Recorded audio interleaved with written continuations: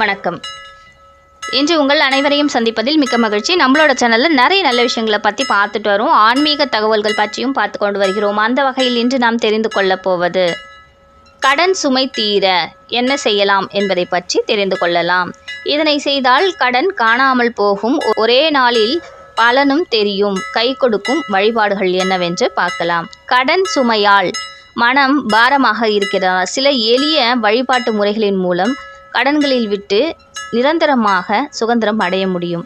அதாவது குபேர வழிபாடு, துளசி விரதம், சிறு ஹோமம், அன்னதானம், நலிகை பூஜை போன்ற காரியங்கள் கடன்களை தீர்க்கும் என்று கூறப்படுகிறது.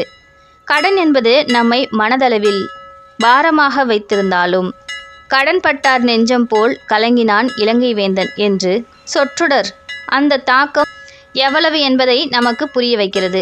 நிம்மதி, சந்தோஷம், மகிழ்ச்சி அனைத்தும் காணாமல் போய்விடும். ஆனால் நம்பிக்கையும் சில பரிகாரங்களும் செய்தால் கடன் தொல்லையில் குறைந்து நிதி சுதந்திரம் கிடைக்கும். இங்கு சில உறுதியான விரத வழிபாடுகள் தரப்பட்டுள்ளன. இதனை ஒரே நாளில் தொடங்கி நம்பிக்கையுடன் தொடர்ந்தால் விரைவில் கண்டிப்பாக கடன் அடையும் என்று முன்னோர்கள் தெரிவிக்கிறார்கள்.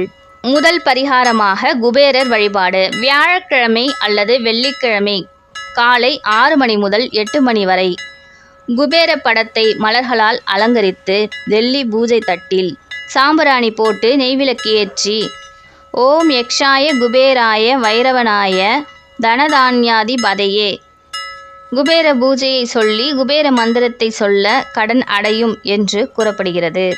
துளசி தீபங்கள்.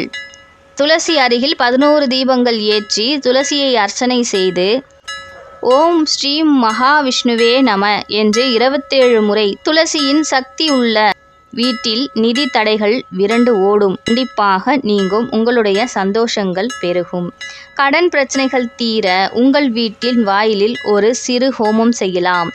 ஓம் நமோ பகவதே வாசுதேவாயா என்ற மந்திரத்தை கூறி அரிசி, புதினா இலை, நெய் சேர்த்து அக்னியிடவும். இதனை சனிக்கிழமை செய்யவும். கடன் இல்லாமல் வாழ்க்கையை இந்த பரிகாரம் நமக்கு உடனே கடனடைய வழி செய்யும். கடன் பிரச்சனை இருப்பவர்கள் குறைந்தபட்சம் 3 பேருக்கு உணவு கொடுக்க கடன் அடையும். அன்னதானம் எல்லா பிரச்சனைக்கும் நிம்மதியை கொடுக்கும் என்று கூறப்படுகிறது. அடுத்து நலிங்கை வைத்து. வீட்டில் ஒரு சிறிய நலிங்கையை வைத்து சிவன் மீது நீர் ஊற்றி பாலாபிஷேகம் செய்து ஓம் நம சிவாயா என கூறவும்.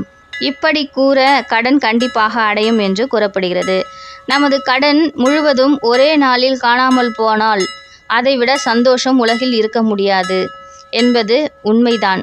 சூரியோதயத்தில் 11 துளசி இலையில் ஒரு முழு வெள்ளத்துண்டு, சிறிய பச்சை ஏலக்காய், லவங்கப்பூ சேர்த்து வைத்து ஓம் நமசிவாயா என்று மனதார பிரார்த்தனை செய்யவும். இதனை முடித்த பிறகு அந்த துளசி இலைகளை வீட்டில் புனிதமாக வைத்து கொள்ளவும். அதன்படி உங்கள் கடன் பிரச்சனை மெதுமெதுவாக கண்டிப்பாக குறையும் என்று கூறப்படுகிறது. நீங்கள் நம்பிக்கையுடன் செய்து பாருங்கள், கண்டிப்பாக உங்களுடைய கடன்கள் கண்டிப்பாக அடையும். இன்று நாம் இந்த பதிவில் கடன் அடைவதற்காக நம்முடைய சித்தர்களும் முன்னோர்களும் சொன்ன ஒரு அருமையான வழிகளை பற்றி தெரிந்து கொண்டோம். நாளை வேறொரு பதிவில் சந்திக்கலாம். நன்றி, வணக்கம்.